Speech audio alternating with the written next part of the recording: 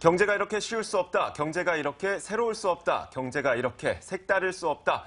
자, 경제직설 지금부터 출발합니다. 오늘은 오랜만에 이분을 다시 모셨습니다. 한용주 칼럼니스트 그리고 김영롱 앵커와 함께하겠습니다. 어서 오세요.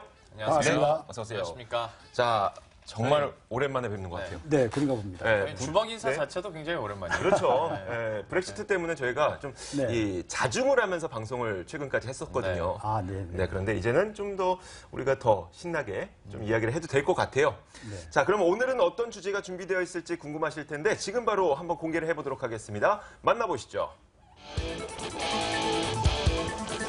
자, 오늘 저희가 준비한 주제는 바로 이겁니다. 브렉시트발 중국의 셈뻥.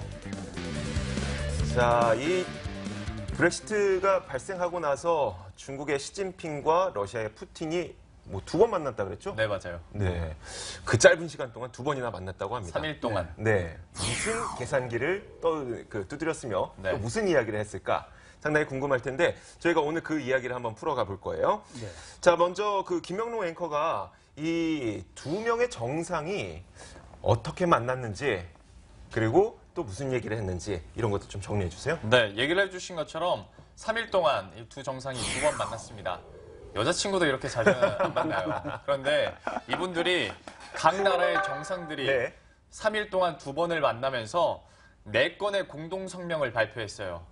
그러니까 그냥 만난 것만도 아니고 네. 회담을 했고 회담에서 나온 결과물 그리고 그 이전부터 나왔던 결과물들을 지금 다 풀고 있는 거예요. 네. 근데 왜 하필 이때냐? 그러니까 요일로 보면 일자로 보면 23일과 25일이거든요. 네. 브렉시트가 24일에 있었잖아요. 그렇죠. 그러니까 사실 정체는 우연이 없다고 봅니다. 그러니까 다 계산이 된 거라고 저는 봐요. 네. 저는 그렇게 보고 있는데 그러니까 이제 영국이 빠져나오면서 EU가 분열이 생기고 그리고 국제시장에서 미국이 아무래도 주도를 하고 있는 상황에서 미국과 유럽을 중재했었던 영국 간의 그런 관계가 또 소홀해지다 보니까 네. 중국과 러시아가 다시 한번 패권을 잡기 위해서 둘이 이렇게 쿵딱쿵딱 하고 있는 게 아닌가라고 네. 제가 생각을 해봅니다. 다급해진 거죠. 네. 다급해진 거죠. 그렇죠. 그렇죠. 근데 그게 비단 그 김영롱 앵커만의 생각은 아닐 거예요. 언론에서도 좀 그렇게 보고 있는 것 같고요. 좀 더 이야기를 진행해 보자면 그렇다면은 이 공동 성명에서 발표된 내용들이 좀 공개가 됐나요? 그러니까 공동성명의 내용들은 대부분 뭐 정치, 그리고 네. 군사, 경제적인 거예요. 그리고 이전부터 내용들은 어느 정도 나왔었던 건데 네. 여기서 우리가 주목할 것은 왜 이 두 사람들이 이렇게 갑자기 수면 위로 떠올라서 네. 급박하게 만나고 있느냐. 그것도 브렉시트를 전후해서 네. 뭐 이런 얘기들이 이제 계속 추론이 되는 건데요. 구체적으로 처음에 23일에 있었던 그 회의 만났던 것이 SCO, 상하이 협력기구 회의였어요. 네. 중국이 주도를 하고 있는 건데 1대1로 사업은 많이 들어보셨잖아요. 그럼요. 그렇죠. 네. SCO 사업이 1대1로의 발판이에요. 그러니까 여기에 포함된 나라들이 협조를 잘 해주고 연계가 잘 돼야 네. 1대1로 사업도 척척척척 진척이 되는 거예요. 네. 그러니까 이제 뭐 중국에서도 당연히 계속해서 좀 박차를 갈 수밖에 없는 상황이고 네. EU가 있잖아요. 네. 러시아에서 주도하고 있는 게 EU가 있어요.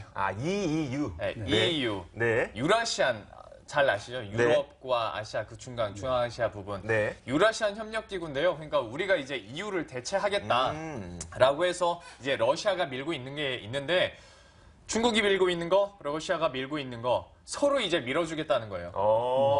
사업을 하다 보니까. 네. 근데 이게 물론 그 전부터 아시는 분들은 아세요. 이런 사업들이 계속 있었던 것이. 그런데 왜 지금이냐 계속 반복하지만 네. 역시 패권을 잡기 위해서 흔들리고 있을 때 내가 기회로 삼고 한번 치고 올라가 보겠다. 뭐 이런 작전이 아닐까 네. 생각이 들어요. 맞습니다. 그렇죠. 네. 다급한 모습이 보이는 거죠. 네. 이번 그 다보스 토론에서 네. 리커창 총리가 네. 그 브렉시트가 중국에는 큰 영향이 없다 이렇게 말을 했거든요. 네. 겉으로는 태연하지만 네. 속으로는 굉장히 다급한 모습이다. 그렇죠. 이렇게 볼 수 있습니다. 네. 제가 그 김영롱 앵커가 이야기했던 게 중국에게 오히려 이제 득이 될 수도 있다는 그런 자료들이 있더라고요. 그래서 네. 그걸 좀 찾아봤는데 말씀하셨던 것처럼 중앙아시아와 동아시아를 좀 통합해보자는 그런 취지 아니겠습니까? 네. 중국과 러시아가 손을 잡는다는 거는. 근데 이 중앙아시아가 어떤 땅입니까? 젖과 꿀이 흐르는 땅. 기회의 땅. 네, 그런 기회의 거죠. 땅이에요. 여기는 이 석유, 석탄, 뭐 천연자원, 천연가스 이런 것들의 매장량이 매우 높은 지역이기 때문에 네. 여기만 개발이 잘 된다면 그동안 중국은 물론 석탄을 사용할 때에는 거의 자급자족을 했어요. 거의 한 90%를 자급자족을 했었는데 석유라든지 천연가스가 자급자족이 안 됐었어요. 특히 네.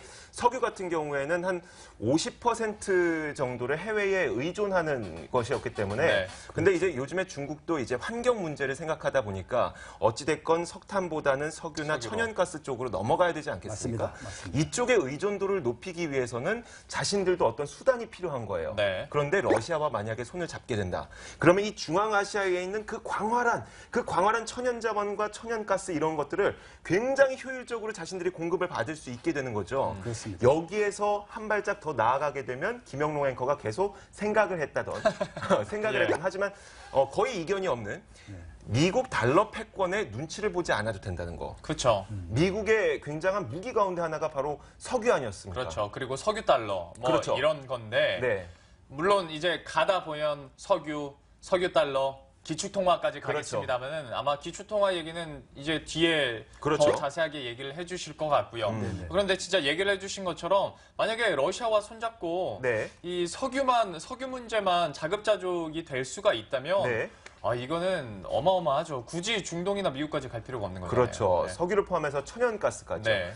자, 그런데 그 조사를 하면서 달러 패권이 좀 어떤 식으로 위협을 받게 될 것인지에 대해서도 이야기를 좀 들었었나요? 누구한테요? 푸틴한테요? 제가요? 언론사에서요? 언론사에서 글쎄요, 저는 그거는 조사를 안 해가지고 잘 모르겠는데 뭐 그거 조사를 하신 거예요? 일단 그 달러 패권을 위협받을 수밖에 없는 이유가 바로 그 석유계의 문제가 가장 큰데 네. 사실 중국과 러시아가 손을 잡게 될 경우에 하나의 에너지 시장만 만드는 건 아닙니다. 네, 그렇죠. 이것만으로 끝내게 되면 좀 뭔가 아쉽지 않습니까? 금융시장도 통합하게 될 경우. 그렇죠. 경제 개발도 네. 이어질 가능성이 높죠. 네. 그래서 그 파급 효과는 크다고 볼 수 있는데, 네. 근데 문제는 에너지 가격이 지금 많이 떨어졌지 않습니까? 네. 현재도 공급 과잉 상태거든요. 물론 밸런스를 맞춰가겠지만 네. 과거처럼 에너지 패권이 힘을 발휘할 수는 없다고 봅니다. 그래요? 그렇죠. 네. 공급 과잉이면 가격이 싸기 때문에. 네. 네.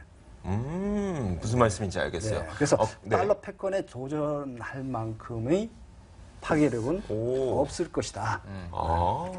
전혀 그 이조 앵커가 얘기했던 거랑은 약간 좀 다른. 그러네요. 이제 듣는 분들이, 네. 제 생각이니까요. 네, 알겠습니다. 그 말도 맞는 것 같아요. 알겠습니다. 일단 그 중국과 러시아가 손을 잡게 됐을 때 사실 득도 있는 반면에 실도 있지 않습니까? 저희가 좀 실 얘기를 가볼게요. 네. 왜냐하면 이제 위안화 가치에 대한 문제도 나오게 될 거고 그 우리가 시작을 했던 게 브렉시트잖아요. 네. 이 브렉시트인데 원래 이 중국이 위안화의 국제적인 위상을 높이기 위한 수많은 노력을 지금까지 계속 해왔어요. 네. 그리고 그 가운데 하나의 수단이 바로 영국이었고요. 사실 영국이 유럽 연합으로 진출하기 위한 대문과 같은 역할을 했다고 하더라고요. 그래서 실제로 살펴보자면 이 대외경제정책연구원이 내놓은 자료를 보면요. 세계 250대 기업 가운데 비유럽 기업 중에 60%가 영국 런던에 본사를 두고 있다고 합니다. 영국 런던에 본사를 두게 되면 유럽연합 다른 국가들의 지사를 내는 게 굉장히 쉬워지기 때문에 네. 이 영국을 유럽연합으로 진출하는 관문으로 생각을 했었고 게다가 또 영국 런던은 거대한 금융시장 아닙니까? 그렇죠. 네, 여기에서 자신들의 위안화를 국제화시키려는 노력을 하면서 작년에는 이 위안화 표시에 중국 국채까지도 발행을 했다고 해요. 그런데 이제 영국이 브렉시트로 인해서 유럽연합에서 빠져나와 버리게 되면 네. 자신들의 이 위안화 국제적인 위상을 높이려고 했던 그 시도가 좀 차질을 빚을 수밖에 없게 된 것이죠. 그렇겠죠. 네. 네. 그래서 유럽 내부 쪽으로 네. 독일이나 프랑스 쪽으로도 음. 발판을 바꾸겠죠. 네. 자, 그렇게 된다면 이 위안화가 앞으로 어떻게 될지는 또 우리는 전망을 들어봐야 되는 거 아니겠습니까? 그렇습니다. 그럼 위안화 전망을 드리기 전에 네. 먼저 이제 브렉시트의 배경을 살펴볼 필요가 네. 있습니다. 브렉시트 배경은 그 소득 양극화에 대한 문제점에 네. 대한 불만, 그리고 일자리 감소에 대한 불만에 대한 배경을 가지고 있거든요. 네. 그것은 영국뿐만 아니라 미국도 마찬가지입니다. 네. 지난번 민주당 그 샌더스 후보가 돌풍을 일으켰지 않습니까? 네. 그것도 양극화 해소와 분배 문제였거든요. 또 트럼프의 지지도가 막말을 하고 거짓말을 해도 잘 떨어지지가 않습니다. 네. 그 근본적인 지지 배경도 마찬가지로 양극화 해소와 일자리 창출이겠죠. 일자리 네. 창출입니다. 네. 그렇게 보면은 전반적으로 인류가 세계화에 대한 기대감이 네. 컸는데 경제는 성장했지만 일자리는 감소했다.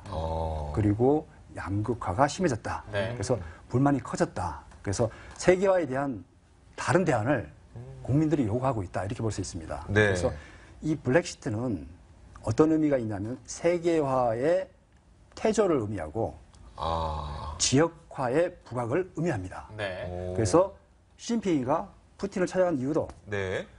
중국을 중심으로 한 지역적인 경제 공동체를 건설하기 위해서 유라시아 경제 공동체 건설이 급박하기 때문입니다. 네. 네. 네. 왜냐하면 각국 이유는 이유대로, 북미는 북미대로, 아세안은 일본을 중심 끼고 이렇게 지역별로 블록화되는 경향이 있기 때문에 네. 네, 그런 것에 대한 대비책으로 생각합니다. 굉장히 다정하게 말씀해 주셨어요. 우리 시진핑이가. 그래서. 자, 그런데 이제 그 중국의 앞으로의 방향이 좀 궁금하거든요. 일단 중국은 물론 뭐 이제 중국이 거대 시장으로 발전하고 있다고 하더라도 아직도 제조업의 비중이 높은 상태고요. 네, 그렇습니다. 네. 세계화의 태조는 중국한테는 위기입니다. 네, 중국이 얼마 전까지만 해도 네. 세계의 공장이라고 평가를 받았지 않습니까? 네. 그래서 제조업 비중도 높고 수출 비중도 높습니다. 네. 세계화가 태조되면 비관세 무역 장벽이 더 거세지는 거거든요. 그렇죠. 보호주의가 거세지게 되면 네. 아무래도 영향을 많이 받게 되죠. 네. 물론 우리나라도 마찬가지입니다만 네. 중국 입장에서는 새로운 돌파구가 필요한 겁니다. 그래서 중국을 포함한 인구 거대, 러시아, 중앙아시아, 네. 그리고 인도와 파키스탄, 그 중국을 결속하면 유라시아 경제 공동체가 형성이 되는데 네. 무려 인구가 30억에 달하는 세계 최대 경제 공동체가 됩니다. 그래서 이 공동체를 이야, 네. 기반으로 해서 1대1로 사업을 이뤄나가고 경제 블록화를 통해서 중국의 이점을 찾아가겠다. 네. 그런 목표인데 문제는 네. 이런 것들이 시간이 많이 걸린다는 겁니다. 그렇죠. 아까 말씀한 그 에너지 시장, 단일 시장 네. 형성하거나 금융시장이거나 새로운 개발을 사업을 한다 하더라도 이것이 10년 이후나 그렇죠. 효과가 나타나는 것들이거든요. 네. 지금 중국의 입장에서는 당장 내수도 어느 정도 한계에 와 있고 네. 수출도 지금 감소하는 2년째 감소를 하고 있거든요. 그래서 수출과 내수가 모두 감소하는 그 상황에 놓여 있기 때문에 지금 희망은 멀고 네. 당면한 현황은 춥다. 이렇게 말씀드릴 수가 있습니다. 중국 입장에서 보면. 네. 자, 지금 중국의 상황이 그렇다면 사실 안쪽은, 그러니까 바깥쪽은 알겠어요. 안쪽은 어떤지 좀 궁금하거든요. 사실 우리가 중국의 부채에 대해서도 지난번에 이야기를 해보려고 했다가 좀 다음으로 미루지 않았습니까? 중국 부채 상황 어떻습니까? 상당히 심각하죠. 네. 지금 중국의 부채가 미국의 부채를 능가하고 있습니다. 그중에서도 가장 문제가 되는 것이 이 기업 부채인데 네. 그리고 또 하나 문제가 그림자 부채입니다. 네. 그래서 예를 들어서 미국이 약 250%의 총 부채를 가지고 있다면 네. 그 기업, 개인, 그다음에 정부 부채까지 포함한 총 부채를 얘기합니다. 네. 그럼 중국도 250을 좀 넘었거든요. 근데 그림자 금융이 35%를 정도 됩니다. 네. 그러면 약 290%가 되거든요.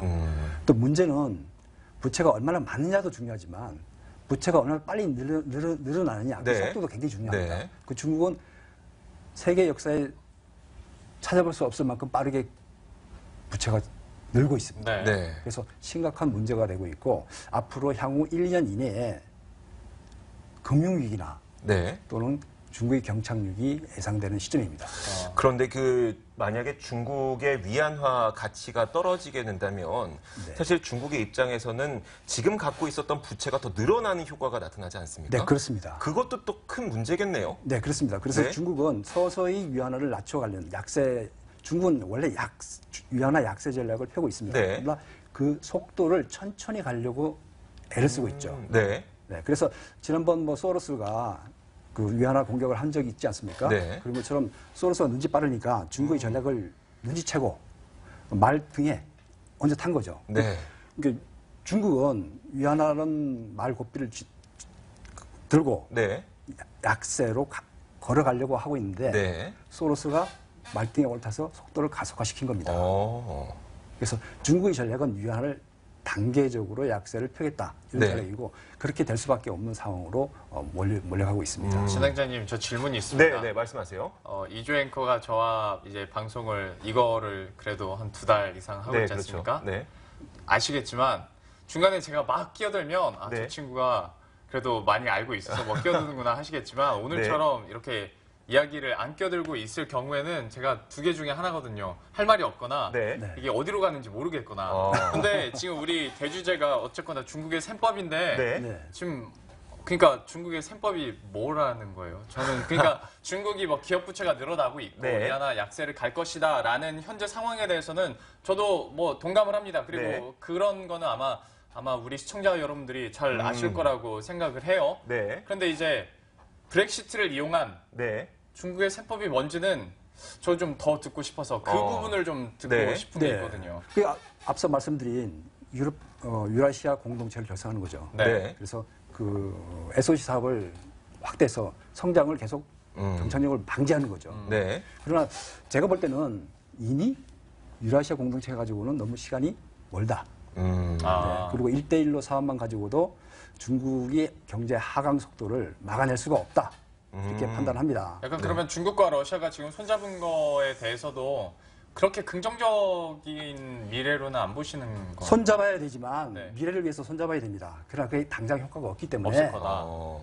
경기가 점점 하락하면서 L자형으로 계속 가다가 나중에 그 효과가 나타나면 다시 상승할 기회를 맞게 되겠죠. 시간이 걸린다는 겁니다. 푸틴과 네. 시진핑이 굉장히 좀 섭섭해하긴 하겠네요. 지금. 예, 그게 당장이 될 문제들이 아니거든요. 네. 자, 그러니까 저는 계속해서 위안화의 이야기를 끌어갔던 이유는 네. 사실 그거였어요. 그러면은 이런 뭐 장기적인 효과를 기대할 수 있는 것이 위안화 약세의 속도를 좀 늦출 수가 있겠느냐는 건데 그것도 어렵다고 보시는 건가요? 네, 지금은 당장은 어렵죠. 지금은 위안화 약세가 제가 판단할 때는 내년도에도 지금 달러당 6.6까지 하락했지 않습니까? 예, 1년 이내에 7.0까지 하락할 가능성이 높고요. 네. 그다음에 그 이후에도 지속적으로 하락할 가능성이 높다고 봅니다. 네. 그럼에도 불구하고 위안화는 기축통화로서의 위치를 얻어갈 것으로 예상합니다.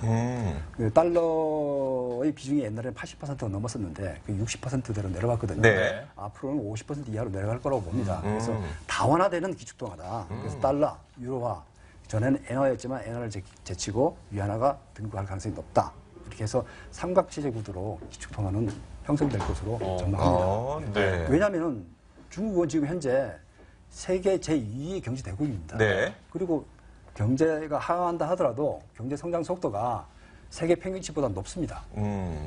당연히 위안화의 근본적인 강세를 유지할 수 있는 경제력은 지니고 있다. 네. 이렇게 볼 수 있습니다. 알겠습니다. 자, 이렇게 좀 이야기가 거의 끝나가고 있는 것 같은데 김명로 앵커가 그러면 이 브렉시트 발로 생긴 중국의 셈법 결론을 좀 내려주세요. 그러니까 얘기를 듣다 보면 네. 우리 각자가 준비한 게 있지 않습니까? 그거에 대해서 굉장히 충실하게 설명을 들었는데 저는 네. 또 제가 준비한 그리고 현재 상황에 대해서 결론을 내려보자면 네. 부부싸움 이후 신혼여행 중러 네. 이렇게 했습니다. 이유는 지금 부부싸움 이미 갈라섰어요. 그렇죠. 그리고 영국은 떨어져 나갔어요. 어딘가를 가야 되고 이 틈을 타서 옆에서는 아주 허니문 장난 아니죠. 중국과 러시아가 지금 손을 잡고 실제로 진짜 손을 잡고 있잖아요. 네. 과연 이제 중러가 정말 이제 터줏대감 역할을 할 수 있을지 저는 조금 기대는 돼요. 왜냐하면 지금의 균형에서 패권이 좀 달라질 수 있지 않을까라는 기대감이 들긴 드는데 듣다 보니까 시간은 꽤 걸릴 것 같아요. 시간이 걸립니다. 네. 자, 그럼 칼럼니스트님은 어떻게 결론 내리시겠어요? 그 미래의 중국을 기대합니다. 끝인가요? 네. 저는 이렇게 생각했어요. 사실 지금 중국이 러시아와 손을 잡는 이유는 어떻게 보면 이 패권을 좀 잡기 위해서 세계 경제의 우두머리에 서기 위해서 아니겠습니까? 네. 그런데 이럴 때 드는 생각이 딱 있습니다. 우리나라는 항상 미국과 중국 사이에 샌드위치 역할을 좀 많이 했었어요. 네. 뭐 AIIB도 계속 눈치 보다가 막차 탔었고요. 네. 그리고 뭐 사드 배치 이런 것들도 계속 눈치 보면서 어떻게 결정을 못 하고 있는데 그러고 보니까 이거는 남의 셈법을 우리가 걱정할 때가 아닌 것 같은 거예요. 아, 우리가 문제라고요? 네, 우리가 문제인 것 같은 거예요. 과연 물론 시간은 오래 걸릴지라도 결국은 어느 쪽으로인가 더 패권이 누구에겐가 쏠리긴 쏠릴 텐데 시간이 걸린다면 우리에겐 시간이 더 있는 거니까 네. 그 시간을 이용해서 우리는 또 재빠르게 계산기를 좀 돌려봐야 되지 않을까. 그런데 우리도 유라시아 경제 공동체에 참여를 해야 됩니다. 알겠습니다. 자, 오늘 경제직설 시간 브렉시트 발로 지금 발생하고 있는 이 중국의 셈법 어떤 것들이 있는지 살펴봤습니다. 저희가 다음 시간에는 이 브라질과 러시아에 대해서도 또 함께 네. 살펴보도록 할게요. 자, 오늘 경제직설 시간 한용주 칼럼니스트 그리고 김영롱 앵커 수고하셨습니다. 고맙습니다. 고맙습니다. 고맙습니다.